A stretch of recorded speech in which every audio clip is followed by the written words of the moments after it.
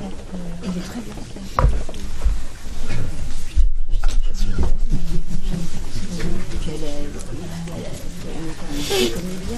Oh la vache. Non. Allez, merde à tous. Oh.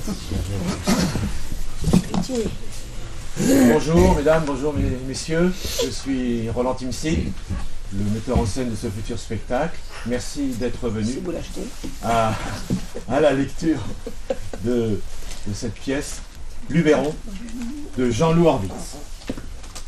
Décor. C'est l'été. Intérieur d'un mas provençal cossu. Précisément la cuisine, lieu de vie et de passage à la croisée de tout. Le côté court donne sur une pelouse bordée de fleurs que l'on voit à travers une baie vitrée. Le fond de la scène, très ouvert, permet de sortir vers les chambres et la piscine. Il est occupé par le piano de cuisine et le plan de travail derrière lesquels on peut circuler. Jour. Petit déjeuner. Une bouilloire siffle. Suzanne s'active derrière son piano central, elle prépare le thé, fait griller le pain, etc. En premier plan, la table encombrée des reliefs de la veille, des bouteilles et des verres surtout. Camille, pyjama court, ajoute sans rien débarrasser quelques bols empilés et quelques confitures qu'elle sort d'un buffet provençal.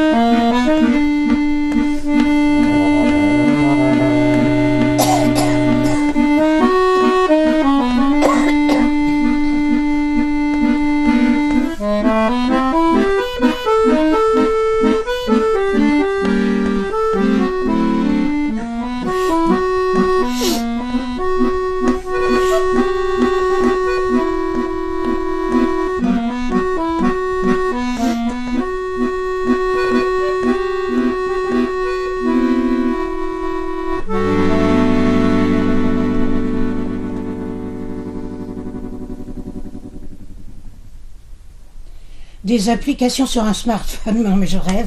Tiens ma chérie, regarde sur ton téléphone si tu peux ouvrir un pot de confiture.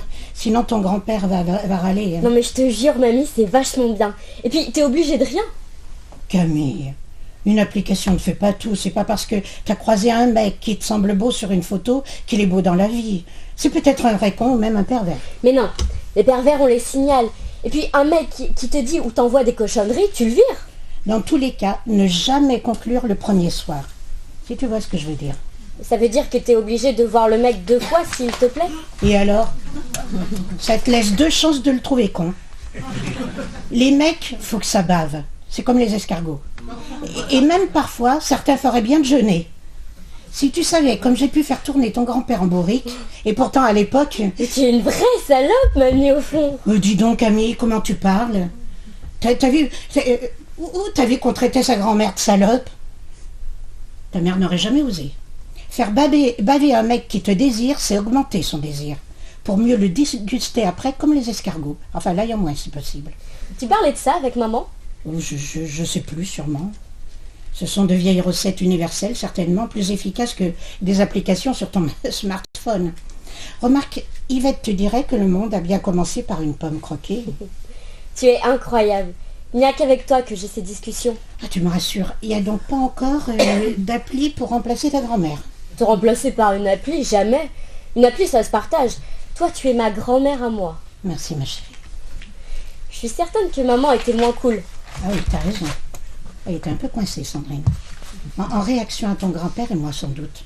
De toute façon, tu étais trop jeune pour parler de fesses avec ta mère. Si, quand j'étais petite, elle m'a appris que les garçons naissaient dans les choux et les filles dans les roses. Et c'est bien ce que je disais. Heureusement que je suis là.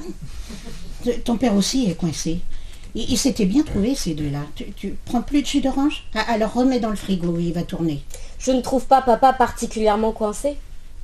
Je vais lancer ton idée des 2 fois. Mes copines, elles vont être dingues. 2 fois, Camille, tu te rends compte? Pense aux fiançailles d'antan. Ça pouvait durer des années. Un amoureux découvrait d'abord une cheville, Une cheville? parfois un genou, et ainsi de suite. Tout peut être érotique chez les femmes, comme chez les hommes. Aujourd'hui, vous vous dépoilez dans le quart d'heure. Tu peux parler? À mon âge, papy et toi, vous viviez à poil. C'est pas pareil, mon cœur. Nous faisions un retour à la nature, loin de la décadence de la société de consommation. Nous voulions inventer une façon de vivre pour être heureux ensemble, tous ensemble. Notre nudité était notre conquête, notre liberté. N'empêche que vous étiez tout nu. Pas tout le temps. Nous jouissions de ce que la nature nous donnait, du soleil comme de la pluie. C'était symbolique au fond. Nous vivions nus car nos cœurs étaient nus et purs. Nous nous sentions libres, nous pensions l'être. Aujourd'hui, notre liberté, elle est dans le portable. Oh, quelle horreur. Si j'ai envie d'un mec, je le choisis sur mon appli et je fais ce que j'ai envie avec. C'est pas plus barbare que ton truc du genou, de la cheville ou que de vivre à poil. Ça s'appelle le désir de la femme. C'est bien vous, en 68, qui avez mis ça au goût du jour, non? C'est pas la même chose. Nous avons aidé les femmes à découvrir leur corps. Et pour le découvrir, faut bien baiser, non? Non. Et puis nous, on ne baisait pas. Nous faisions l'amour.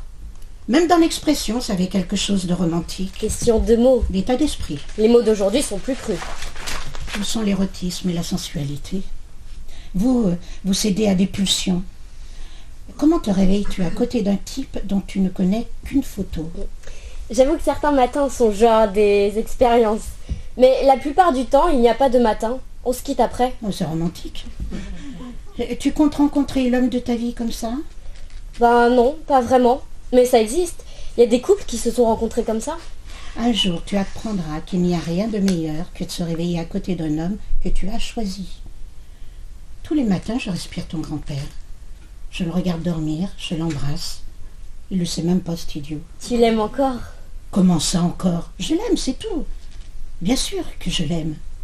Je n'ose pas imaginer ma vie sans lui et mon seul espoir aujourd'hui, c'est de partir avant lui.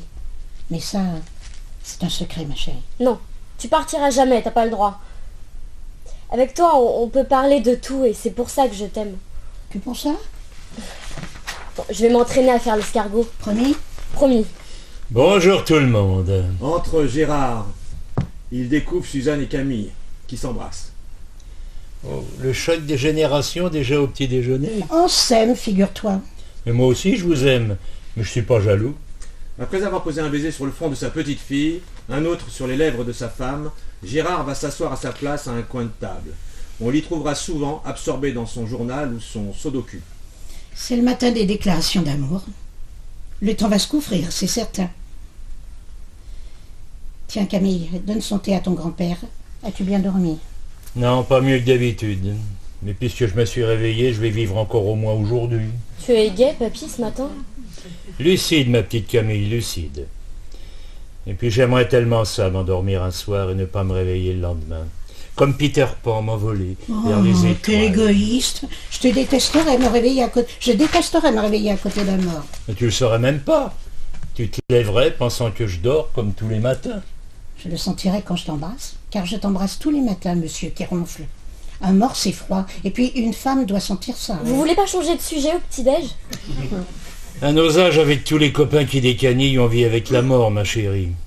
Et crois-moi, on s'habitue pas. On me parle pour toi. Moi, j'y pense jamais. À Sandrine, c'est bien sûr. Mais pour nous, j'ai le temps, puisque t'es encore là. Débarque Yvette dans un magnifique pyjama en pilou. Bonjour tout le monde. Oh mon Dieu, je suis la dernière. Tu plaisantes, Yvette. Tu n'entends pas rivaliser avec la star du Luberon, la déesse du Vaucluse. Ah bon? Monique n'est pas encore descendue. J'ai pourtant entendu du bruit dans sa chambre il y a 1 heure déjà. Il fait peut-être ses prières. Oh, Monique, on nous l'aurait transformée, ce serait un miracle. 1 heure, Yvette. Pour une messe, c'est long, mais pour ravaler toute une façade, c'est court. Gérard, tu n'es pas chrétien. Monique en met beaucoup moins qu'avant. Pourtant, elle pourrait. C'est elle qui fabrique les crèmes qu'elle utilise. Va savoir, elle a peut-être déposé un nouveau brevet pour un nouveau produit de jouvence. Ah, je le connais, son produit, c'est le bistouri. C'est plus efficace que ses crèmes. Oui, bon, je veux pas en entendre plus, je vais faire le marché. Tu m'as fait une liste? Ah, attends, j'enfile un jean et j'arrive. Ici, ça passe pas. Et n'oublie pas notre petite conversation. Moi, je trouve qu'on vit très bien ici, sans portable. Vas-y, pendant que madame note ses désirs. Après, on vous laisse médire entre filles. Entre vieilles filles. Oh, parle pour toi, ma vieillette. Moi, je me sens plus fille que vieille. Toi, c'est sûrement l'inverse depuis le temps que t'as pas pu faire de loup. Oh. Tu verras quand tu seras veuve. Oh, pardon Gérard, c'est pas ce que j'ai voulu dire. Camille revient, elle sort avec Gérard. Je te remercie quand même. Si vous voyez quelque chose qui vous tente... T'inquiète, allez en route. T'as ton foutu téléphone? Bon, alors on est sauvés. À plus les filles. Camille et Gérard sortent. Tu crois qu'il l'a mal pris? Quoi? L'annonce de sa mort? Ça m'a échappé. Et c'est pas ce que je voulais dire, tu sais bien. Dieu le garde. Il a l'air tellement en forme. J'ai lu que la sexualité du couple lui préservait sa jeunesse. Ah bon? Tu sais, Gérard dort beaucoup. Ah bah. Moi, ça me manque pas. L'absence de pratique? Regarde Monique, elle, c'est le contraire. Bah, elle est pas veuve, elle est séparée. C'est plus joyeux quand même. Elle peut continuer à s'engueuler avec les pères de son fils. Tu parles depuis le temps. Je sais même pas si elle les voit encore. C'est comme si elle était veuve. D'ailleurs, je crois qu'un des pères de Paul est mort, non? Il me semble le plus âgé des trois. Fred avait bien 7-8 ans de plus que nous. À nos âges, 7 ou 8 ans, c'est critique. Bah, surtout pour un homme. C'est dingue quand même. Elle a jamais dit à Paul lequel de ses 3 amants était son père. Elle est bizarre par endroits, tu sais bien. Bah, quand même pour Paul, ne pas savoir qui est son père. Le pli est pris et ça ne l'a pas empêché de réussir, ni de faire des enfants, et avec une seule femme. Ah bah oui, Paul a bien réussi, il est agrégé, je crois. Pourtant, elle l'a élevé seule. Pourtant, c'est un handicap pour toi de ne pas vivre avec le père de son enfant? Non mais c'est pas ce que je voulais vous dire. Tu sais bien, j'aime beaucoup Monique, mais on n'a pas toujours les mêmes idées. C'est certain que je t'imagine pas vivre avec 3 mecs à la fois. Ça encore, c'est un péché de jeunesse. Et aujourd'hui, cougar au Maghreb, franchement, tu sais, on vit très bien sans faire la chose. Oh, ce que tu es coincé parfois. Un peu d'indulgence. Et elle vit pas bien sans faire la chose, comme tu dis. Et alors, à chacun sa libido. Dis-toi qu'elle fait sa vie à l'envers, c'est tout. Bah tu as raison, c'est une gamine. De nos âges, mais c'est une gamine.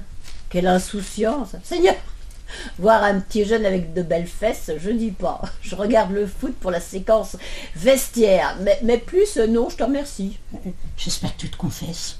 Regarder n'est pas péché. La tentation le serait, mais moi, justement, ça me tente pas. C'est tout de même de la gourmandise, non? Même pas. Franchement, je m'en fous. La paix du slip. J'aspire à autre chose de plus philosophique, peut-être. Nous, Jésus. Mais qu'est-ce que tu me fais dire à peine debout? Mais c'est rien à côté de ma conversation avec Camille. Serre-moi un thé et arrête de tenter de m'exciter. Tu sais qu'ils ont des applis pour coucher, les jeunes, maintenant? Des applis? Qu'est-ce que c'est? Des applications sur le téléphone portable. Comme pour commander un taxi? C'est ça, comme pour te commander comme pour appeler un taxi. Sauf que là, c'est pour rencontrer un garçon. Oh, Jésus, mais qu'est-ce que tu me racontes? Tu regardes une photo sur l'appli, et si le type te plaît, tu lui envoies la tienne.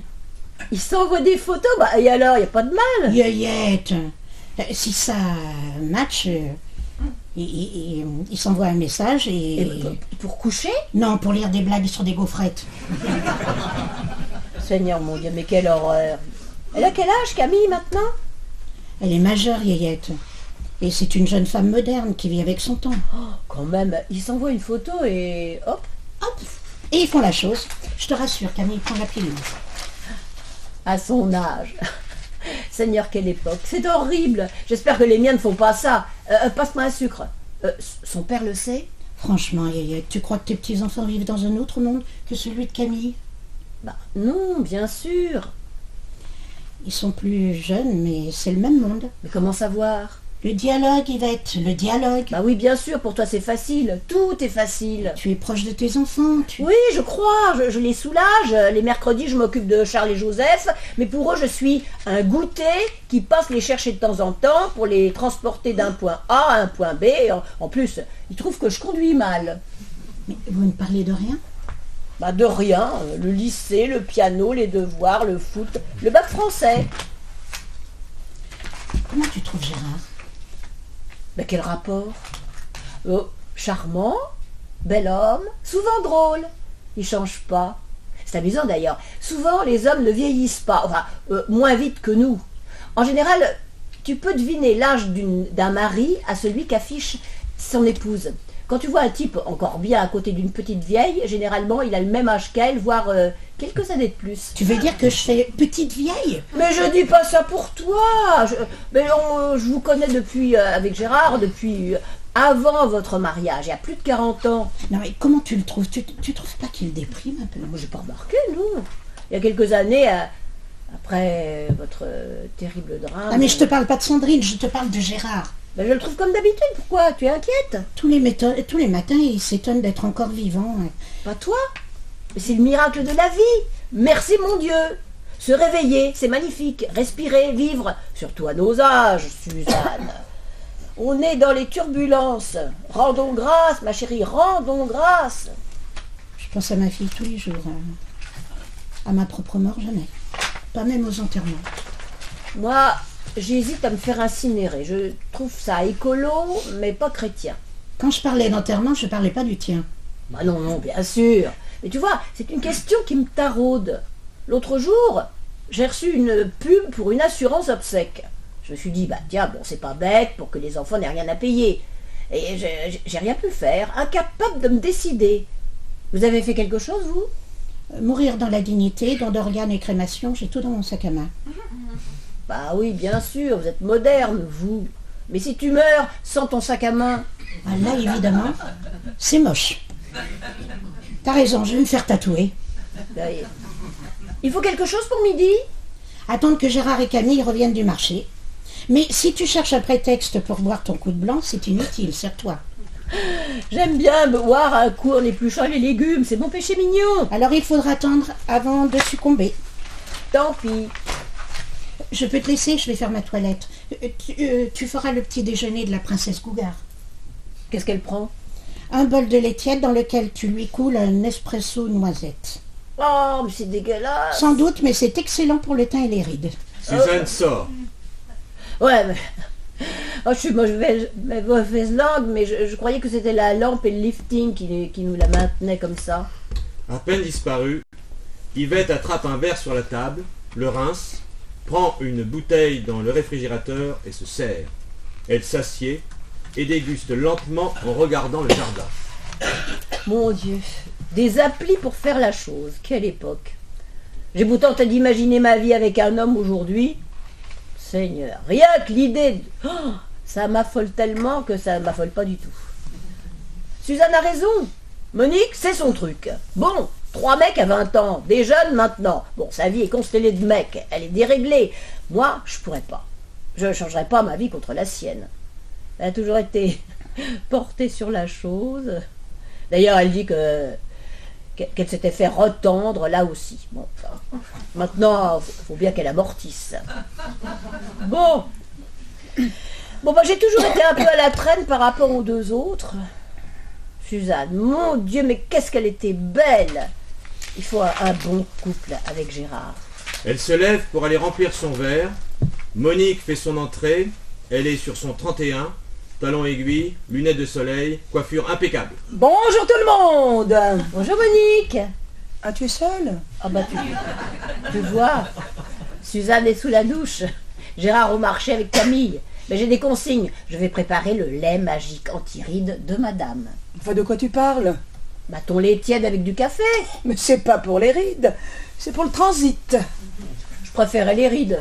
Pour les rides, je me fais tirer, tu le sais bien. Quand il y a du monde, je ne dis pas, mais ici, entre nous... Ah bon? Tu te fais lifter? C'est bien fait, hein? Elle me dit pas, tu l'avais pas remarqué? Oh, t'es pas chrétienne, hein? Pardon, je suis mauvaise. J'ai pas pu m'en empêcher. Bon, c'est vrai que ça se voit pas, hein, au début. Puis après, ça s'affaisse un peu, ça mollit, ça baille. Bah, c'est certain que quand tu commences, faut entretenir. Tu n'y as jamais pensé? Bah quoi? À me faire lifter? Mon Dieu, mais pourquoi faire? À mon âge, je m'en tape complètement de faire 10 ans de moins. Non, mais on n'attire pas les mouches avec du vinaigre. Bah, ces mouches-là, je te les laisse. En plus, c'est pas toi qui les attire, c'est ton pognon. Bah justement, c'est une vitrine. Femme liftée, femme blindée. Jolie devise pour une femme de gauche. Oh, je m'en tape. La gauche, je peux vivre sans. Et les mecs, non. Ça a le mérite d'être clair. Comment une femme digne de ce nom peut-elle vivre sans se sentir désirée? Être belle dans le regard d'un homme, mais c'est vivre, c'est... Mais vivre, mais je vis très bien sans le regard de quelqu'un. Toi, c'est Dieu qui te regarde. Moi, je préfère des mecs plus jeunes. Tu es une femme perdue. Mais le Seigneur Jésus en a déjà sauvé plus d'une. Oh, laisse Jésus où il est, ça va très bien pour moi. Ah, le spirituel m'ennuie. J'aime le contact physique, la gymnastique du plaisir. La gymnastique du plaisir. Mes souvenirs de ce genre d'exercice remontent au calendrier grec, au moins, et ils sont pas toujours glorieux. Henri, mon défunt premier mari, était un homme pressé et aussi câlin qu'un hérisson. Alors, moi, tout ce que tu racontes maintenant, les préliminaires, tu vois ce que je veux dire, et tout le tintouin, c'est rarement au menu. Bah, tu as bien eu des amants. Des amants, Monique, mais pour qui tu me prends, mon Dieu? Mais non, dans du temps d'Henri, rien, jamais. Mon éducation catholique, sans doute, et puis après, j'ai eu Henri II, voilà. 2 hommes dans ta vie? Ah, tu es une sainte. Non, une femme normale. Et puis quels hommes? Ton Henri II, il fallait se le faire quand même, hein? Bah, il était un peu rigide, il acceptait quand vous le mettiez en boîte, mais il avait de l'humour. Oui, enfin si on veut. C'est lui qui t'avait dragué à l'église, le paroissien. C'est ça.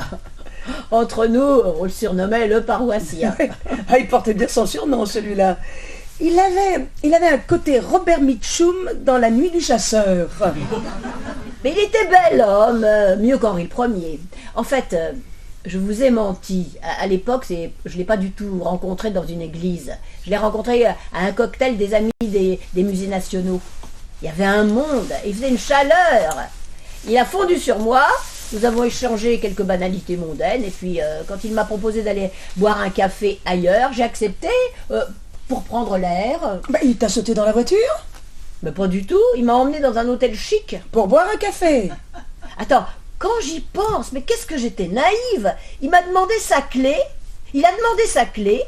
nous sommes montés à l'étage. Oh, tu ne croyais plus au café quand même. Mais si, je te jure. Sinon, je l'aurais jamais suivi. Seigneur, à peine entré dans la chambre, il s'est rué sur moi en me faisant des déclarations enflammées sur mes yeux, mon allure. Que sais-je encore? Alors là, bien sûr, j'ai compris. Bah, tu as compris quoi? Que c'était foutu pour le café? Bah non, pas du tout. Mais Henri II était un homme de parole. Nous avons bu notre café plus tard, c'est tout. C'est quand même plus érotique qu'un sermon à l'église. Et puis je savais même pas comment il s'appelait. Gourgandine. Bah tu peux le dire. Tu imagines mon trouble quand il a dit son prénom. Te retrouver avec un Henri au plumard 3 ans après la mort du tien. Du coup, je l'ai surnommé Henri II. Ah, c'est moins érotique que le coup du café. Tu sais, moi, l'érotisme... Oui, tu es une femme de devoir. Nous n'avons jamais été pareils. Bah, heureusement, je me sens pas à boire ta mixture au petit déjeuner. Ni moi, ton petit verre de blanc. Bah, ce sont pas les petits jeunes, mais c'est moi, c'est mon petit verre de blanc. Ouais, mais le cul est meilleur pour le foie. Puis qu'est-ce que ça peut te faire? Ils sont adorables, mes petits. Tu leur fais des cadeaux, ils t'emmènent jusqu'au bout de la nuit, ils te font partager leurs rêves. Mais je me suis toujours posé la question. Ton fils le sait? Bah bien sûr. Et il prend ça comment? Comment veux-tu qu'il le prenne? Mal. Il me reproche de ne pas pouvoir compter sur moi, de dilapider son héritage. Tu es injuste. Tu as toujours été une bonne mère. Non, j'en sais rien. Oh, puis je m'en fous. Ce que je sais, c'est que je ne suis pas la grand-mère idéale, comme toi. En plus, ma belle-fille m'ennuie, c'est pas mon truc. Les vacances en famille m'emmerdent. Moi, j'aime traîner tard, prendre mon petit déjeuner en loup-boutin, me faire lifter quand je déprime et voyager dans des pays désinhibés. Après tout, c'est mon fric. Je ne suis pas née avec une cuillère en argent dans la bouche. J'ai bossé pour le gagner. Moi, je coupe pas au piano, ni au football, ni au week-end à la campagne. Tu es une sainte. Tu bois, mais tu es une sainte.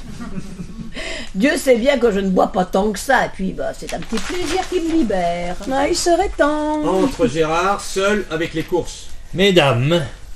Oh Monique, quelle élégance tu sors. Oh non, mon cher, je me lève. Mais comme chez vous, on glisse tout doucement du petit déjeuner à l'apéro, et de l'apéro au déjeuner, du déjeuner à l'apéro du soir et au dîner, comme ça, je suis prête. Je peux affronter la dure journée qui s'annonce. Et si par miracle, un facteur passe, un livreur de pizza ou un releveur de compteur EDF, on ne sait jamais comment ça peut finir. Le compteur d'électricité est à l'extérieur. À l'extérieur? Enfin, pour qui tu me prends? J'ai plus l'âge de tapiner. Alors promis, je ferai déplacer le compteur à l'intérieur. Remercie. Entre, Suzanne. Déjà de retour, où est Camille? Elle a préféré rester au village. Comment elle va rentrer? Mais Suzanne, elle se débrouillera. Au pire, elle reviendra à pied. Gérard va s'asseoir à sa place. Il entame la lecture de son journal. Oh, j'irai la chercher. Faut que j'aille à la pharmacie tout à l'heure. Elle me fera tourner en bourrique avec ses applications à la con. Elle a bien le droit de se distraire un peu. On n'est quand même pas l'idéal pour une jeune fille de son âge. Oh, ça te va bien de dire ça. Il y a distraction et distraction. Non mais tu crois qu'elle est restée pour... Mais j'en sais rien. Tout ce que je sais, c'est que j'ai aucune envie de me retrouver arrière-grand-mère tout de suite. Mais il n'est pas midi. Bon, il n'y a pas d'heure, tu sais. Vous voyez le mal partout et en plus vous vous foutez de moi. Le mal, c'est de mon âge. De tous les âges, d'ailleurs. Tu veux qu'on fasse une orgie avec Gérard sur les épluchures de patates? Oh, vous gênez pas les filles, je vous le prête, ça vous rappellera des souvenirs. Parole. Tu en ferais une tête si Gérard... Des souvenirs? Des souvenirs, mais de quoi tu parles? Fais l'innocente, va. Je m'en fous, j'ai jamais été jalouse. Et aujourd'hui, pantoufle comme il reviendrait vite à la maison. Tu as toujours été si belle. Moi, la jalousie, ça me bouffait. Non, on se demande bien pourquoi. Fallait les décrocher, tes Henri. Ils avaient beaucoup de charme et d'humour. Le premier Henri, pas l'autre, le paroissien, il était chiant. Paroissien qui n'en était pas un. Ah bon, bah, vous allez me lâcher. Je me sens tellement bien aujourd'hui toute seule. J'ai pas été élevée comme vous, moi. Mon père était très pratiquant et très sévère. Ah, parce que tu crois que le mien était plus cool. Un père la morale communiste. Une horreur de stalinien rigide. C'est pas ce que je dis, Monique. Je dis que je suis passée du joug de mon père au joug de mes maris. Alors, aujourd'hui, j'ai l'impression de vivre. Seigneur, c'est pas chrétien, mais c'est la vérité. Et c'est grâce à Dieu. Dieu est une présence apaisante. Je déteste pas aller à la messe les dimanches. C'est un rituel, un lien spirituel avec mon passé et mon avenir. C'est aussi une question d'éducation. Ne pas y aller me manquerait. C'est étrange. Petite déjà, je détestais aller à l'église. Remarque, mes parents étaient totalement athées. Depuis que Sandrine... Enfin, depuis notre tragique. Suzanne.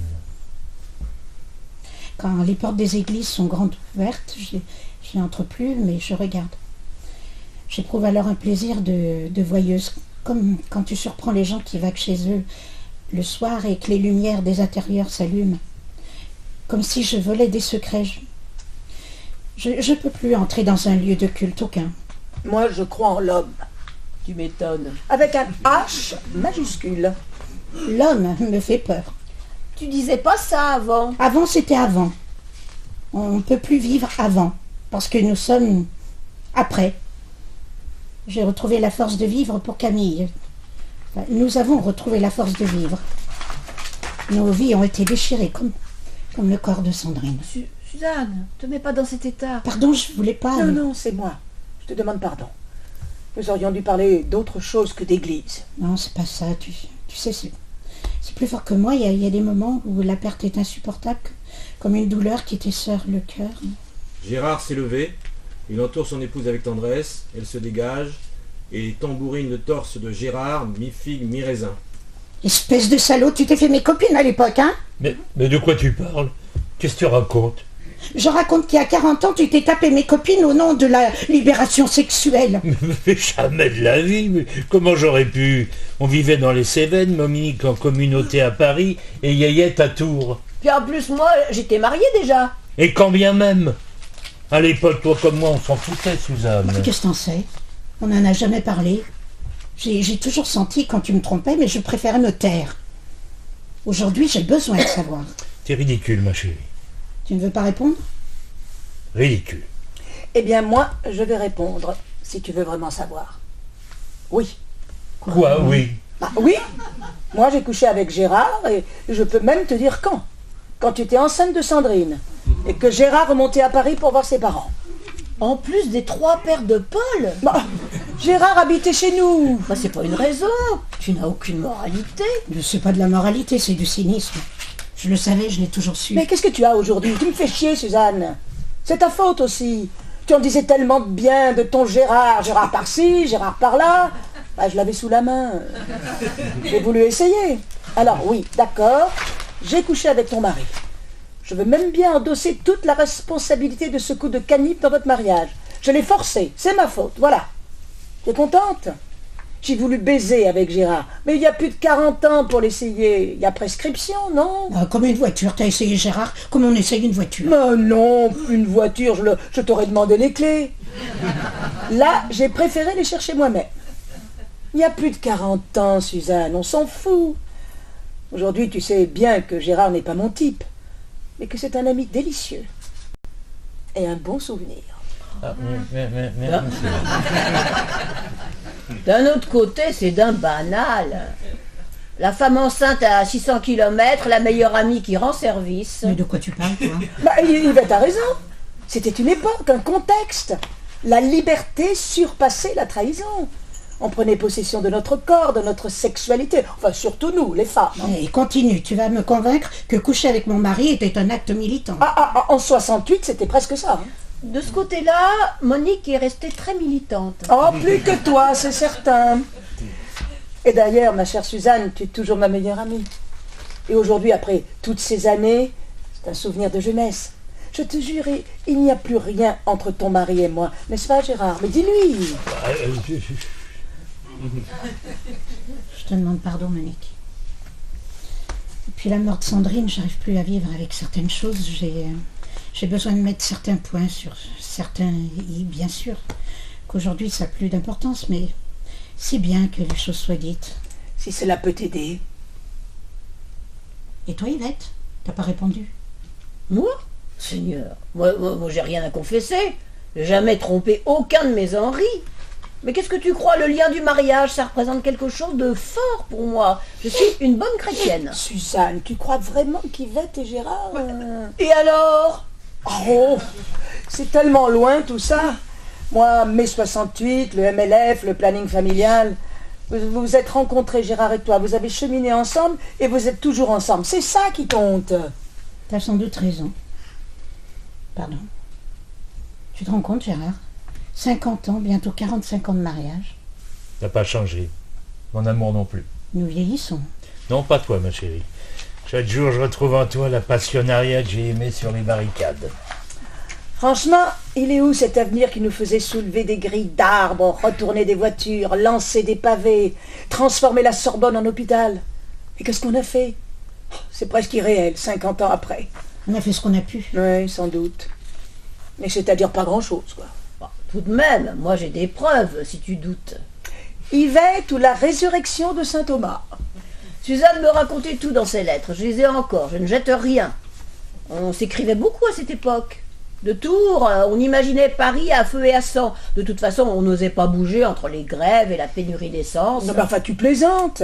Il y avait des cars qui emmenaient les filles qui voulaient avorter en Angleterre. Suzanne devait épargner ça. Pas du tout, Monique. C'est plus tard, dans les années 70, les voyages à Londres avec les filles. J'adorais Londres. Tu rapportais des trucs complètement dingues de Carnaby Street. Je parlais mieux anglais qu'aujourd'hui. Qui se rend compte qu'aujourd'hui que l'avortement était hors la loi? Ça paraît complètement fou. Ah, merci Simone Veil. Hein. Le Larzac, c'était quand? En 72, je m'en souviens. J'étais enceinte de Paul. On était anti-militariste à cause du Vietnam. On ne pouvait pas laisser l'armée envahir le plateau. Nous sommes partis à la fin des études de Gérard. C'est une réunion d'anciens combattants. D'anciennes combattantes. Tais-toi. J'étais très admirative. Moi, j'aurais jamais osé. J'ai jamais rien osé d'ailleurs. Mais si, tu as toujours prié pour le salut de nos âmes. Plains-toi. Militariser le Larzac, c'était l'avenir dont on ne voulait pas. Il fallait imposer celui dont nous voulions. On croyait au retour à la terre. On était gauchistes et écolos par rupture ou par romantisme. Le Roquefort contre les tanks. Ah, tu parles d'un romantisme. On vivait sur le plateau, pas loin des paysans. Ils nous ont appris la terre, les bêtes, la nature. On connaissait rien. À la campagne, dans ma famille, on a toujours eu un jardinier. Mais tu as toujours un jardinier. Question d'âge aujourd'hui, ma chère. Si j'aime m'occuper de mes fleurs, je me sens plus capable d'arracher des pommes de terre. En 73, je suis tombée enceinte de Sandrine. Oui. Et quand vous avez déménagé pour les Cévennes, c'était quand même plus raisonnable. On avait surtout des potes qui avaient une superbe maison à côté de Vence. C'était plus cool, moins de pression politique. On vivait comme les hippies américains, à poil ou presque. Oui, enfin l'été, hein, parce que les hivers, ça caillait. On partageait tout. Nous voulions réinventer la vraie vie. On faisait des fromages de chèvre, on filait la laine, on vendait sur les marchés. Oh, c'était l'époque des gros pulls amples. On avait l'air de sacs à patates en pattes d'éléphant. Mais ça tenait chaud l'hiver. Nous, on refaisait le monde en picolant le soir. Et vers midi, on se levait pour aller au AG ou aux manifestations. On vivait dans l'appartement de Fred. Oh, on n'avait pas loin à aller. Hein. L'appart de la rue tournant en face du Sénat. Oui, tu te souviens? Fred en avait hérité à la mort de son grand-père. Il était bien cet appart. Tu parles. Il aurait été difficile. Fred et moi, on était à la fac. Francis et Benoît travaillaient et nous faisaient vivre. Ah, je garde de cette époque un sentiment de joie, d'insouciance, de pureté même. Et Paul, bien sûr, qui est né là. Paul et Sandrine avaient 1 an de différence. Paul et Lyon, non? Oui, du 17. Ah, j'aimais bien quand on venait en vacances dans les Cévennes. Et ils sont toujours vivants, Les pères de Paul? Oui, enfin pas tous, hein. Fred est décédé il y a quelques années. Les 2 autres sont de joyeux grands-pères comme nous. N'a jamais dit à Paul? Jamais, jamais. Paul a toujours vu ses 3 pères. Mais toi, tu sais? Non. Si Paul avait eu envie de savoir depuis 20 ans qu'il est médecin, il aurait fait des tests. Moi, je n'ai rien à dire. Ce serait renier ma jeunesse, mes idées. J'étais libre, j'étais heureuse. Tu avais ton caractère. Oh, surtout mes convictions. C'est au nom de ces idées que je garde le silence. Paul s'accommode assez bien de cette particularité. Il a très bien réussi, et ça l'a pas empêché de se marier ni de faire des enfants. Alors où est le problème, hein? Au nom des idées, on dit ou fait beaucoup de conneries. On était maoïste ou trotskiste, je sais même plus la différence. On faisait le monde. Tout le monde parlait avec tout le monde. On avait l'impression que nos rêves seraient réalité. Je lisais le petit livre rouge des lycéens et étudiants, édité par Maspero.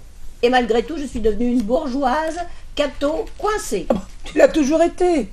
Même quand tu te croyais d'extrême gauche, je te rassure. Hein. Je te l'accorde. J'avais des idées gauchistes, surtout pour faire chier mes parents. D'ailleurs, ça a si bien marché que je me suis retrouvée exilée à Tours. Le temps que jeunesse se passe, disait mon père. Finalement, est-ce qu'on est si différents d'eux? On se marre peut-être plus, mais c'est tout. Oh, il était pas marrant, ton père. Hein. Pour pas dire facho. Il n'était pas facho au début. Il était gaulliste. Il a changé après avoir été séquestré dans son usine. Et a jamais pardonné. Et moi, quand j'y pense, j'allais le voir et j'apportais des sandwichs au piquet de grève. Le père de Gérard, il a mal vécu, 68. L'essence dans la baignoire, le sucre et les pâtes plein de placards. Le climat de guerre civile. Finalement, camarade, je suis la seule ici à m'être infusé le credo stalinien au biberon. Excuse-nous. Tu t'en es pas si mal sorti pour une pauvre.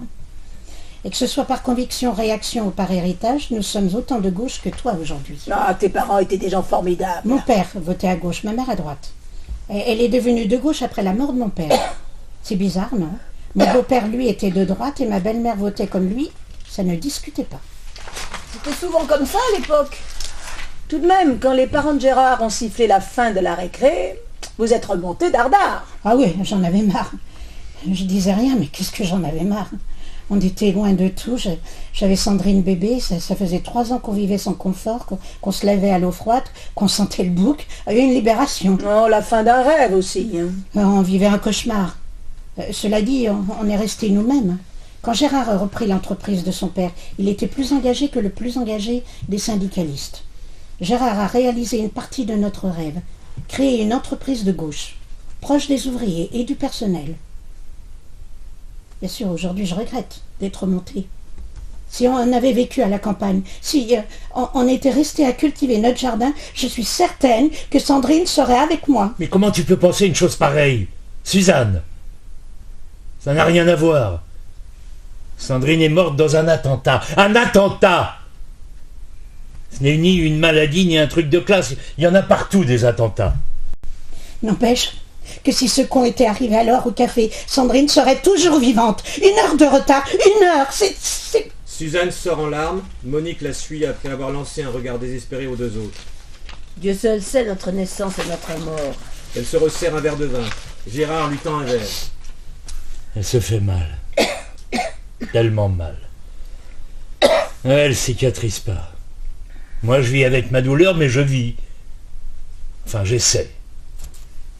Depuis la mort de Sandrine, Suzanne cristallise sa douleur sur le père de Camille qu'elle refuse de voir. Elle lui en veut de ce retard et elle lui colle la mort de notre fille sur le dos. Dieu, dans ces moments-là, aigus de souffrance, est apaisant. Mais comment aimer un Dieu qui te vole ton enfant? Oh Dieu, ça n'a jamais été mon truc, ni notre truc. L'opium du peuple, tu sais bien. Bon, il n'y a pas un morceau de saucisson avec ça? Dis-moi, Gérard, c'est vrai ce qu'elle disait tout à l'heure, Suzanne? Quoi donc?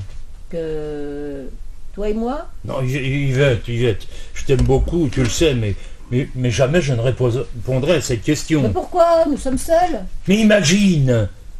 On a été amants, tu t'en souviens pas? Ça peut vouloir dire deux choses. Soit c'était nul et je te remercie de ta magnanimité, soit c'était exceptionnel, c'était tellement exceptionnel que ton subconscient de bigote coupable a préféré oublier ce délicieux moment. Dans ce cas, c'est tant pis pour toi. Je suppose que tu favorises la deuxième hypothèse? Non, ta culpabilité dans les deux cas. Coupable. Au fond, tu sais, tu as raison. Depuis des années, je me sens coupable de tout. C'est mon fardeau. J'ai pas dit parano. Mais tu sais, Gérard, quand Henri, mon premier mari, est tombé malade, j'ai tout sacrifié pour m'occuper de lui. Je me souviens, Yvette. Je travaillais un petit peu dans une librairie, j'ai démissionné. Oui, tu l'as accompagné comme un bon petit soldat. Non, comme une femme aimante. C'est un peu bêta de te dire ça, à toi. Je ne me suis jamais remise de la mort de mon premier mari. Si j'allais tous les jours à l'hôpital, ce n'était pas pour être une femme exemplaire, mais parce que je n'avais pas d'autre place possible. Henri était ma vie. Seul le soir, durant son hospitalisation, je pensais à lui. Le matin, je préparais un repas, meilleur que celui de l'hôpital. Je choisissais des livres dans sa bibliothèque, Victor Hugo, Alain, Camus, des poèmes aussi. Verlaine, Heredia, Paul Fort, ses auteurs préférés. Et je les lui lisais tous les après-midi. Son visage s'illuminait. Il avait un beau sourire, Henri. Et aussi, nous prions ensemble. Ça n'a pas servi à grand-chose. Qu'en savons-nous? Henri était courageux. Il savait où finirait cette aventure. Il luttait. Mais tu as raison, sans doute prier vous apaisait-il. Mais sûrement! Henri est toujours avec moi, tu sais. Je pense à lui, je lui parle. Parfois je l'engueule d'être parti sans moi. Parfois, nous engageons une longue conversation solitaire. Et ton Henri II? J'ai toujours pensé que c'était un signe du premier qui me disait « Il faut vivre, tu es jeune encore ». J'avais 56 ans quand il est parti. Et c'est comme s'il m'exhortait à le tromper. T'exhortais? Mais oui! Là, j'ai été un bon petit soldat. Je ne te dis pas que nous n'avons pas eu de bons moments avec Henri II, mais j'étais coupable par rapport au premier, coupable de vivre, coupable de rire, d'avoir des plaisirs, coupable de le tromper. J'ai maintenant un certain âge, Gérard. Je suis cette femme-là. J'attends nos retrouvailles dans un monde meilleur. Et tu l'échecultes en priant pour avoir une meilleure place dans ce meilleur monde. Tu es bête. Au ciel, personne n'a de meilleure place. Moi aussi, j'attends. Depuis le départ de Sandrine, la vie me pèse. Il y a Suzanne, bien sûr, et Camille, mais la charrette est trop lourde parfois. Il n'est sans doute pas comparable de perdre un enfant ou un conjoint. Tu as eu la chance d'accompagner Henri le premier, et le second aussi. Non, Sandrine, ce qui choque, c'est la violence de l'imprévu. Cette irruption de l'horreur totale, instantanée, immédiate dans ta vie. Cette rupture avant-après. L'absurdité de cette poussière de temps qui arrache un être si cher à la vie et qui change le cours de la tienne. Erreur d'aiguillage incompréhensible, cauchemardesque, qui se mue en irrépressible douleur au quotidien. Suzanne ne trouve plus son chemin. Malgré les médicaments, elle est écorchée vive. Nous ne vivons plus. C'est une mère à qui on a arraché son enfant. Je suis un père à qui on a arraché son enfant. Une mère porte son enfant. Sandrine était une jolie femme, comme sa mère à l'époque. Tu sais bien comme le rapport mère-fille est compliqué. Elles deviennent rivales et forcément l'une vieillit plus vite que l'autre. Aucune femme n'aime vieillir. Moi, je m'en fous totalement. Sandrine et moi, nous étions très proches. Nous nous parlions beaucoup. Elle me parlait beaucoup. Depuis des années, elle avait pris l'habitude, une fois par semaine, de venir me chercher au bureau pour déjeuner. C'était notre rituel, même chemin pour nous rendre au même restaurant. Un rituel aide l'intime à s'exprimer. Sandrine, ma fille, aimait à se raconter à son père. Ses amours, plus tard, ses problèmes de couple, son travail, Camille. Ah, je suis plutôt taiseux, je l'écoutais. Je lui prenais la main parfois, ou je la lui caressais sur la nappe, sans que je ne dise rien. Elle entendait mes réponses. Nous étions fusionnels. Décidément, aujourd'hui, je fais pleurer tout le monde. Arrête de culpabiliser, c'est bon de parler. J'ai l'impression que Sandrine revive. Quand j'en parle, tu la sens. Moi je la sens, elle est là. Tu as remarqué? Après la mort d'un être cher, l'amour qui existait au quotidien devient presque palpable, par défaut, comme une bruine qui s'arrête. Oui, tout se rompt et nous précipite dans une détresse insupportable. Heureusement, il y a les enfants, les petits-enfants. C'est un poncif, il n'y a personne. Personne, Yvette. Ton Dieu, à la rigueur. Peut-être. C'est vrai que dans la douleur de la perte, le bruit et l'amour des enfants nous réconfortent au début, un temps, et puis tout se transforme en un silence fracassant. Chacun a sa vie. Tout de même, un signe de temps en temps par simple marque d'affection plutôt que par nécessité. Bon, tu le faisais, toi, à leur âge? Nous étions en rupture. Mais qui sait s'ils sont pas en rupture, eux aussi? Pour moi, une seule chose est certaine aujourd'hui. Sandrine n'appellera plus jamais. D'ailleurs, je vais plus au bureau, j'ai tout arrêté. À quoi bon? Je sais plus pourquoi je me lève le matin. Pour Camille? Oui, pour Camille, sans doute. Mais tu sais, je suis son grand-père, je suis un peu ours. Elle-même, j'ai aucun doute, mais la complicité, elle l'a avec Suzanne, et c'est très bien comme ça. Suzanne est devenue son modèle féminin, et après toutes ces années passées auprès d'elle, je sais qu'il n'y en a pas de meilleur. Moi, je sens au fond de moi en permanence l'abîme de notre enfant perdu. Faire son deuil, mon cul. Comment combler la béance d'une absence? Je comprends tellement ce que tu dis, Gérard. Je souffre peut-être moins. Il n'y a aucune échelle de la souffrance. Nous souffrons, voilà tout. Nous nous colletons avec l'absence, le néant de l'absence. Pas le néant. Moi, je crois qu'il y a un après, une autre rive. Tu as de la chance d'y croire. Entre, Camille. Salut! Tiens, ma petite fille. Mamie est là? Elle doit être dans sa chambre ou à la piscine. T'es rentrée comment? Papa m'a déposé. Ah! Toi, ah, Non, rien. Suzanne qui pensait que... Bon, enfin, tu sais, avec ton truc là sur le portable. Yvette, nous ne sommes pas des bêtes. On ne baisse pas dès qu'on a un moment. Pas plus qu'à votre époque. Oh, Camille, tu sais bien que c'est pas du tout ce que je voulais dire. Enfin, bon, je vous laisse. Qu'est-ce qu'il fait par ici, ton père? Il est chez des amis pas loin. Papy, je suis sa fille. Lui, il n'a que moi. Alors il est venu m'embrasser et on a décidé de passer la journée ensemble. Ce n'est pas un crime. Non, bien sûr. Mais épargne ta grand-mère, Camille. C'est tout ce que je te demande. Hein. Elle va pas bien aujourd'hui. Elle a toujours senti les choses. Elle a senti que papa était dans le coin, c'est ça? Comme elle a senti que papa était responsable de la mort de maman. Tu sais très bien que ça ne tient pas, papy. C'est complètement con. C'est peut-être con, mais ça la maintient debout. Elle veut pas en démordre. Qu'est-ce que je sais, moi? Peut-être qu'elle peut plus faire autrement, je sais pas, ma chérie. C'est compliqué. Et pour moi? Tu crois que c'est plus simple?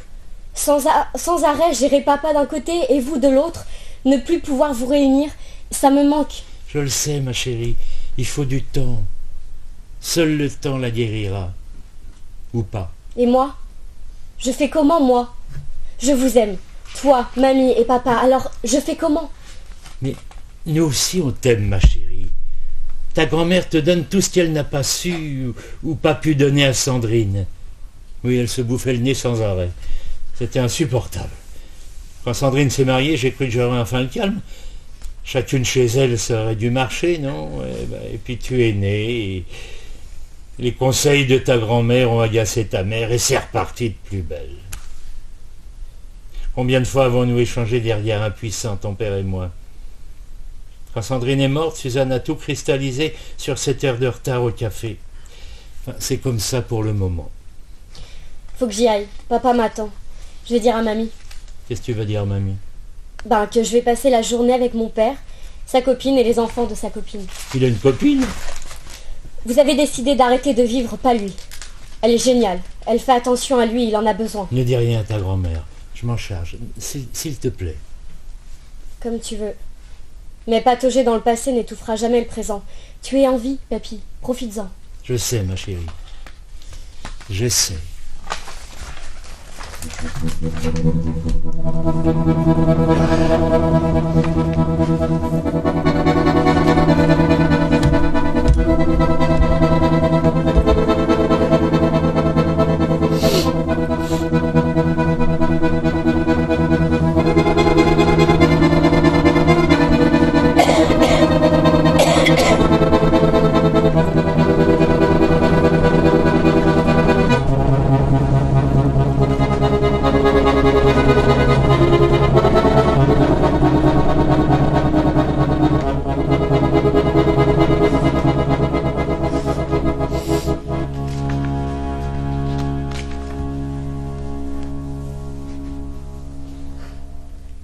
Nuit. Le même décor. Nous sommes au milieu de la nuit. Gérard rêve dans la pénombre au clair de lune. Entre Monique. Elle porte un bonnet. Elle se dirige vers le réfrigérateur sans allumer. Durant cette scène, Gérard ne prêtera aucune attention au bonnet de Monique. Il ira s'asseoir à sa place habituelle. Ah, tu es là? Oui. Tu n'es pas couché? T'es un sens aigu de l'observation, Monique. Ça ne va pas? Tu attends Camille? Oh, j'ai passé l'âge, et surtout Camille a passé l'âge. Non, je rêve. Plutôt, je me reproduis. Ça ne te ressemble pas. Plus rien ne me ressemble, Monique. Je dors plus la nuit, je fais la sieste. Généralement, j'attends ici que les heures s'écoulent. Et je me couche à l'aube pour ne pas inquiéter Suzanne, qui tous les matins m'embrasse avant de se lever, persuadée que je dors comme un loir. Je n'ai jamais trouvé une épaule comme la tienne pour m'y reposer. Suzanne a de la chance de t'avoir. De la chance? Je parle de votre couple, imbécile. J'avais compris. C'était du mauvais humour. T'es gentille de dire ça. Tu n'avais jamais remarqué que j'étais gentille? C'est pas exactement le qualificatif qui me viendrait, mais t'es généreuse, entière, chiante. Ah, c'est tout? En tout cas, je vais plus faire chier mes employés longtemps. Je suis en train de vendre. Tu veux un yaourt? Non, merci. Tu vends ta boîte de cosmétiques? Oui. J'ai l'âge, non? Et puis, j'ai plus vraiment envie de travailler. T'as trouvé un repreneur? Je crois, oui. Bon, c'est un peu compliqué juridiquement, mais on y travaille. Un concurrent? Non. Je vends viager à mes collaborateurs. Comment? Tu as bien entendu. Certains ouvriers ont fait leur vie avec moi, et ils ont réalisé la mienne. Nous sommes partis de rien. Ils ont toujours cru en moi, en ce que nous faisions. Et les enfants? Mais quoi, les enfants? Paul, sa femme, ils en disent quoi? L'héritage, tu veux dire? Oh, j'ai toujours été très clair avec Paul. Ce n'est pas dans mes idées. L'outil de travail doit appartenir à ceux qui produisent. Tu pensais la même chose jadis? Tu as oublié le credo? Oh non. Non, j'ai rien oublié, Monique, mais entre la théorie et la pratique, 50 ans après, j'ai opté pour le classique. Et maintenant, Camille est à l'abri. C'est con d'être à l'abri, ça coupe les ailes. Tu en sais quelque chose? Je suis né à l'abri. Qu'est-ce que tu veux que j'y fasse? Je me suis débattu, mais j'y ai pas échappé. J'ai été un patron de gauche. Oui, c'est déjà ça.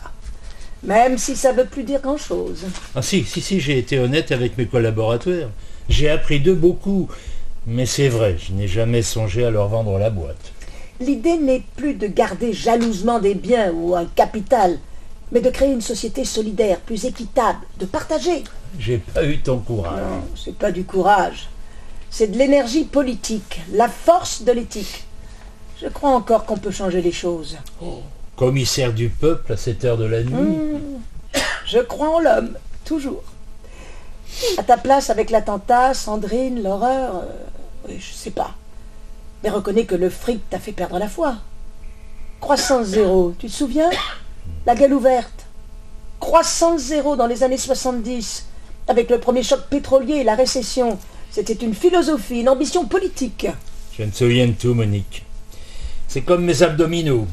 Je me souviens que j'en avais, maintenant il y a du gras par-dessus. Eh bien mes idées c'est pareil. Elles sont toujours dans ma tête, mais dans le gras. Ah, quand on en parle, oui, je me souviens de la gueule ouverte, de quelques papiers de Fournier, et surtout des premiers dessins de Reiser, de Cabu, de Wolinski. Stopper le consumérisme, changer de mode économique, marquer une pause, prendre le temps de réfléchir, produire le strict nécessaire pour laisser souffler la planète. On y revient, c'est dans tous les journaux. Il n'y a pas de quoi être fier. On y revient dans l'obligation, dans l'urgence. La croissance est tombée à un chiffre proche de zéro parce que l'économie se casse la gueule. Ce n'est pas par ambition. Qu'est-ce qu'on a fait avec le nucléaire? Le super nucléaire? Qu'est-ce qu'on a fait avec la voiture à essence? La voiture diesel? 40 ans au moins qu'on devrait rouler à l'électricité ou à l'hydrogène. Mais les lobbyistes ont gagné. On a changé quoi dans le monde? Tu peux me dire? On a réveillé les fous, les fachos, les dangereux. Enfin, c'est tout, quoi. On s'est plus occupé de notre cul que du monde. Enfin, parle pour toi. Oh. Hypocrite. Pour changer la société, il faut d'abord la comprendre. Les jeunes sont sourds. Et nous, sans être des vieux cons, on est un peu largués aujourd'hui. Mais bien sûr que nous sommes des vieux cons. On a toujours porté au pouvoir des élus qui ont piétiné notre credo. Tu es un optimiste brisé, Gérard. Je peux te le dire, tu as fait beaucoup. Je t'ai toujours admiré tellement tu as fait. Je suis fier d'être ton ami. Ce n'est peut-être pas grand-chose au regard de ce que tu aurais espéré, mais ça existe.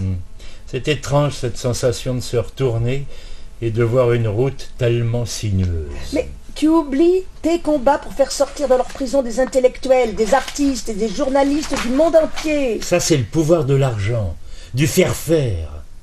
Oui, bien sûr, j'ai financé, j'ai donné les moyens de... Mais j'ai rien fait, au fond. J'ai fait avec orgueil, même, sans doute. Un homme riche, ça n'aime pas perdre. Oh, tu te souviens du concert à la Mutualité? L'hommage à Allende? Oui. Suzanne était rayonnante ce soir-là. Les victoires lui ont toujours été bien au teint. Elle est si belle, ta femme. Dehors comme dedans. Avant les ravages de l'incendie de notre vie, tu étais venu avec Paul, je me souviens. Oui. Vous aviez emmené Sandrine. J'avais essayé de le faire garder, mais avec ses pères, aucun de ses pères ne pouvait. Il n'était pas question que je rate ça. Résultat, la salle était en délire et Paul dormait à poing fermé sur une chaise. Monique se place derrière Girard et commence à lui masser les épaules. Ah, c'est bon. Tu te souviens, nous deux? Monique se baisse et embrasse Girard. La lumière électrique s'allume brusquement et quelques instants plus tard, paraît Suzanne en pyjama. Elle n'a rien vu du baiser. Ah, t'es là, Gérard? Tu dors pas? Toi non plus, Monique? Qu'est-ce qui se passe? Rien, ma chérie. On papote. Souvenir, souvenir. Pourquoi vous n'avez pas allumé? Mais qu'est-ce que c'est que ce bonnet? Tu mets un bonnet de nuit? Oui. Sinon, j'ai une perruque. Une paix. Oh merde. Voilà, maintenant vous savez. Depuis longtemps?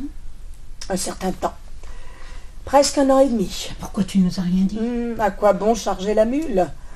Et puis ça aurait changé quoi? Vous ne m'auriez parlé qu'on m'en parle à une malade. Mais non, nous t'aurions parlé normalement. Non. Vous ne m'auriez peut-être plus parlé du tout. La maladie fait peur. Je n'ai pas voulu qu'elle me précipite dans un autre monde, dans un autre rythme. Même s'il me faut du temps le matin pour me préparer. 1 an et demi. Chimio? Suffisamment pour que mes cheveux tombent. Merde. Ça me fait des économies d'un autre côté.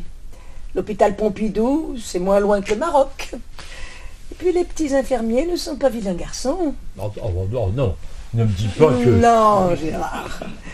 Les infirmiers sont souvent des infirmières. Et de toute façon, là où loge mon cancer, le magasin est définitivement fermé. C'est grave. Qu'est-ce que tu veux que je te dise? La vérité. Ah, j'aurais voulu vous épargner ça en plus. Surtout au milieu de la nuit. Quelqu'un veut un petit coup de blanc de yéyette? Oui, c'est grave. C'est même assez définitif puisque les métastases m'envahissent le bas-ventre. Merde. Qu'est-ce qu'on peut faire?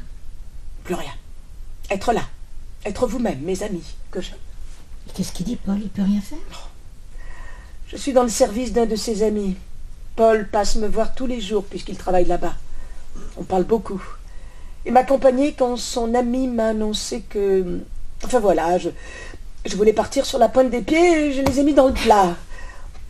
Je meurs par là où j'ai péché. Il y a une justice. Ça va rassurer Guiguette. Elle se resserre un verre. Suzanne se lève et se prépare un café. Gérard tend son verre que Monique remplit. Depuis la maladie, je vois plus mes petits-enfants. Ils ont une urgence à profiter de leur grand-mère. Je découvre un peu ces gamins. C'est égoïste, la vie. Oh, toi, si généreuse, tu dis ça? Peut-être généreux par égoïsme. Ils me questionnent, bien sûr, sur leur grand-père à 3 têtes. Et tu leur racontes quoi? Ta communauté, nos barricades? Bon, j'en dis le moins possible. Ça ne va pas? Si, ça va, Gérard. Pardon. Pardon de quoi, voyons? Pardon de vous dire ce que j'ai à vous dire. Et maintenant qu'on y est, à leurs 3 grands-pères, j'en ai ajouté un autre. Un 4e grand-père. Tu vivais avec 3 mecs et tu avais un amant. Oh merde! Oh non, c'est pas vrai. Oh non, c'est pas possible. Sandrine était à peine plus âgée que Paul. Merde! Mais comment avez-vous pu me faire ça? C'est moi qui ai fait, si tu veux bien, Suzanne. Ces trucs-là, faut être deux quand même. Et pourquoi tu m'as rien dit? Mais qu'est-ce que tu voulais que je te dise? Je savais rien! Menteur salaud! Vous vous êtes bien foutu de ma gueule! Mais Gérard n'a jamais rien su. Et d'ailleurs, rien n'est certain. C'est une possibilité. Je ne sais pas et je ne veux pas savoir. Nymphomane salope! Vous êtes deux malades. Voilà ce que vous êtes, des lapins malades. Oh, j'ai fait un enfant que je désirais avec un homme que j'aimais, quel qu'il soit. Je les ai tous quittés après, pour vivre seul. J'ai bossé toute ma vie, j'ai élevé mon fils, et merde à la fin. Je suis pas une petite bourgeoise de merde, moi. Non, calmons-nous, c'est un peu tard pour remettre en cause, non? Il est jamais trop tard pour réfléchir. Toi, ma meilleure amie, tu sais qui est le père? Une femme, ça c'est toujours. Je veux pas te faire de mal, Suzanne. Je sais combien tu souffres déjà. Je n'ai aucune idée du père de Paul. J'ai toujours refusé d'en apprendre plus par des analyses. Après ma mort, vous pourrez faire des tests si Paul le désire. Oh, Ponce Pilate, je te crois pas, je sais que tu sais. Suzanne, je ne te ferai pas de dessin sur ma sexualité d'alors. Tu avais la même en communauté. Alors cesse cette hypocrisie. Oui, mais moi je connais le père de mon enfant. Je revois l'appartement, Fred, Francis, Benoît, la cuisine, le couloir. On fumait un peu. On refaisait le monde. Vous ne refaisiez pas que le monde, apparemment. Au moins, quand tu mourras, il ne se sentira pas orphelin, ton fils. Tu es certaine que t'as pas encore un ou deux pères à nous sortir du placard? Bon, je crois qu'il vaut mieux que je parte. Je vous demande pardon, à tous les deux. Je vous aime. Monique sort. Non, Monique, Salaud. je savais pas. Que tu t'étais tapé cette salope, tu le savais pas. Mais il y a plus de 40 ans, tu vas pas remettre ça? Hier, t'as pardonné. Et hier, t'avais pas fait d'enfant. C'est avec toi que j'ai vécu. Tu peux partir avec elle si tu veux. Suzanne. J'ai froid. Qu'est-ce qu'on va devenir, Gérard? On va devenir ce que nous sommes. Le temps file. Il a toujours filé. Tu crois que Paul est ton fils? Il te ressemble, non? J'y ai jamais songé. Et pour tout te dire, je m'en fous. Paul est vivant. Sandrine est notre fille. Je te demande pardon. C'est moi qui te demande pardon. Il s'enlace, entre Yvette, elle a une serviette de bain autour de la taille. Vous êtes déjà levés, vous deux? Je croyais que quelqu'un avait oublié la lumière. Bah, qu'est-ce qui se passe? Non, rien. J'arrivais pas à dormir. Suzanne est venue me chercher. Il est arrivé quelque chose à Camille? Camille, tu l'as vu rentrer? Ah non, je sais pas. Je vais voir. Ah, attention de ne pas la réveiller. Gérard sort. Qu'est-ce qui se passe, Suzanne? Rien, Yvette, rien. Bah, me prends pas pour une cruche. Je me baigne tous les jours à cette heure-là et personne n'est jamais debout. Il est quelle heure? 6h30. J'adore ce bain le matin. La nature s'éveille, le rouge-gorge chante avec les merles. Je me baigne et je me recouche après. Je t'envie, Yvette. Tu me trouves idiote, c'est ça? T'as le bonheur simple. C'est reposant. Si tu étais bête, serions-nous amis depuis si longtemps? Bah, tu sais, certains amis d'enfance sont devenus des habitudes. J'aime ton humeur constante. Tu es heureuse de vivre. Bah, ça n'a pas toujours été. J'ai souffert moi aussi. Suzanne, tu le sais. Mais je suis de ceux qui ont conscience que la vie est un don du ciel. Pourquoi se prendre la tête? Pourquoi aimer mal? Nous sommes de passage. J'ai pas fait grand-chose de ma vie. J'ai jamais vraiment travaillé. J'ai fait surtout du bénévolat. J'ai aimé les autres, j'ai beaucoup appris d'eux. Des épreuves traversées aussi. La route n'est plus si longue, Suzanne. Tu dois retrouver l'amour, le plaisir et même la joie. Je sais que tu as raison. Je fais des nœuds avec ma douleur, j'arrive plus à rien, j'emmerde tout le monde. Mais tu n'emmerdes personne, tu souffres et ça se sent. C'est dur de pardonner quand on est blessé. Mais je suis certaine que c'est la quintessence de la vie, la résilience. La vie est un long chemin de résilience. C'est l'unique moyen de s'apaiser, de se préparer au dernier voyage. J'ai appris ça de ma mère. Gérard revient. Pas de Camille, son lit n'est même pas défait. Elle aura découché? Élémentaire, mon cher Watson. Ça m'inquiète habituellement, il me prévient, là rien, pas même un SMS. Ça passe mal ici. Oui, mais d'un autre côté, il est très tôt, et d'habitude, personne n'est encore levé. Bah, si c'est pas à cause de Camille, pourquoi vous êtes debout si tôt? Monique paraît tout habillée, elle a remis sa perruque, elle porte difficilement une grosse valise. Tu t'en vas? Oui. Mais qu'est-ce qui se passe ici? Vous êtes bizarres tous. La vie est bizarre. Suzanne se dirige vers Monique et lui prend sa valise qu'elle pose. Elle attrape sa main d'une manière presque enfantine et serre Monique tendrement dans ses bras. Je t'en prie, reste. Je te demande pardon. Pars pas, je t'en prie. Nous sommes tes amis depuis si longtemps. C'est maintenant que tu as besoin de nous, de moi. Je serai là, je suis là. Gérard, tu peux m'expliquer? Plus tard, Yvette, plus tard. Vous savez, il m'est venu une idée. Et en fait, j'y pense depuis longtemps. J'ai un cancer de l'utérus, en phase terminale. Voilà ce qui se passe. Seigneur, tu rentres pour ta chimio? Oui, si tu veux, c'est plus simple. T'aurais dû le dire. Il faut jeûner avant. Ça augmente l'impact des médicaments. Et puis, il faut prendre des compléments alimentaires. Tu as essayé l'acupuncture? Henri II, ça le soulageait vraiment. Tes deux Henri sont morts, Yvette. Ni Dieu, ni les médecines parallèles n'y ont rien changé. Mon idée était de vous proposer de vivre ici, dans le Luberon, ensemble, entre amis.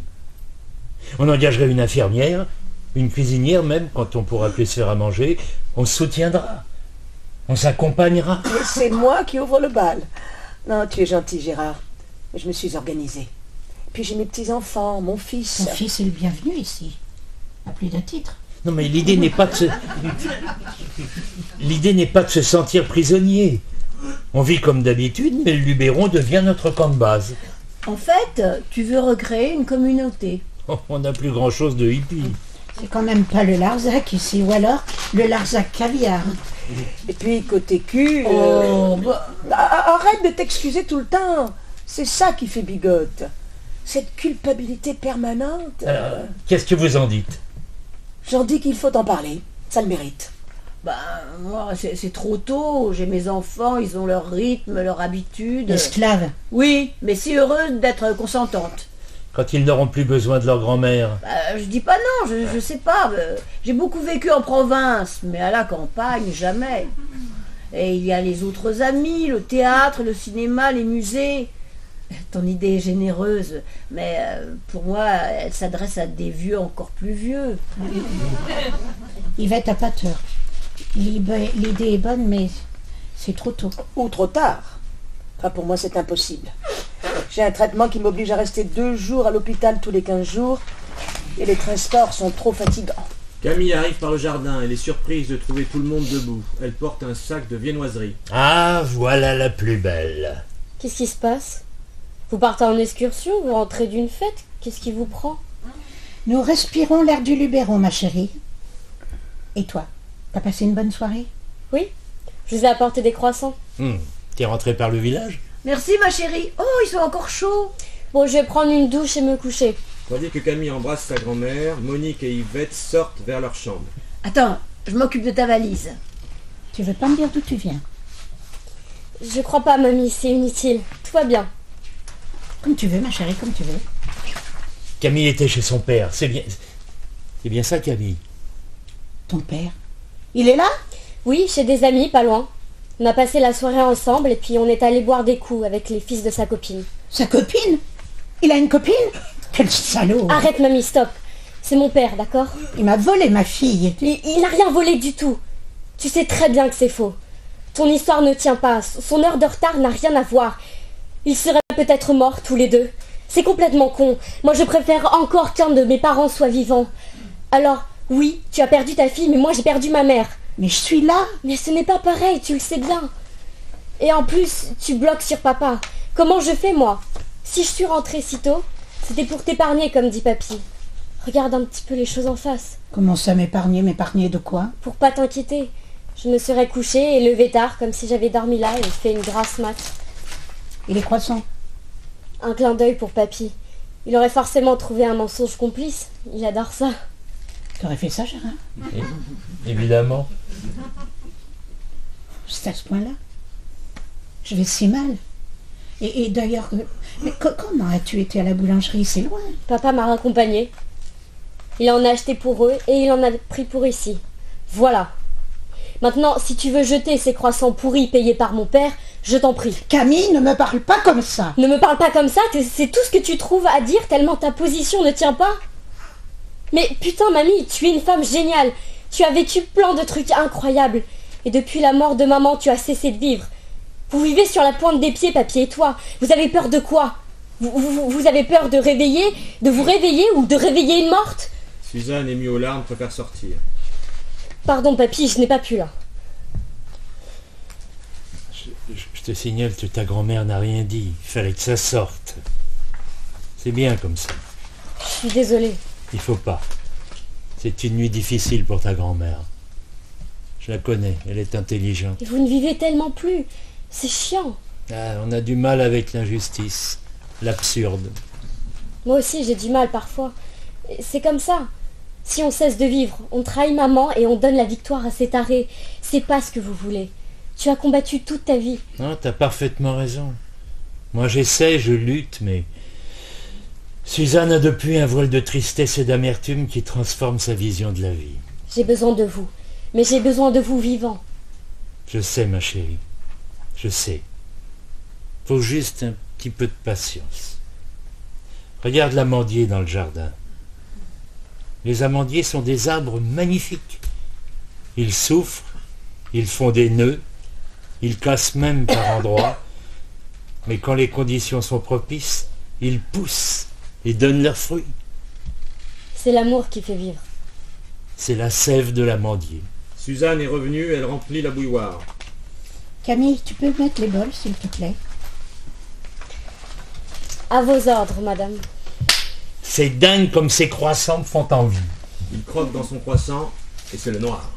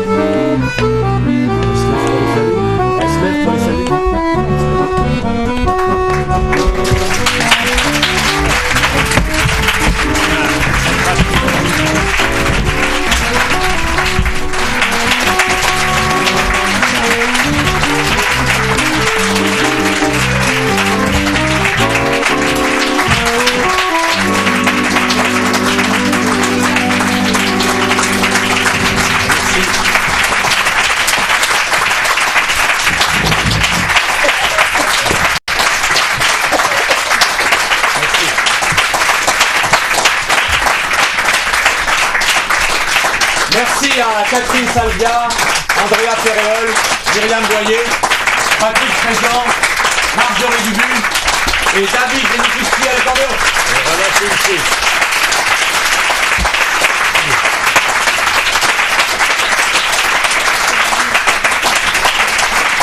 Manifestement, ça leur a plu.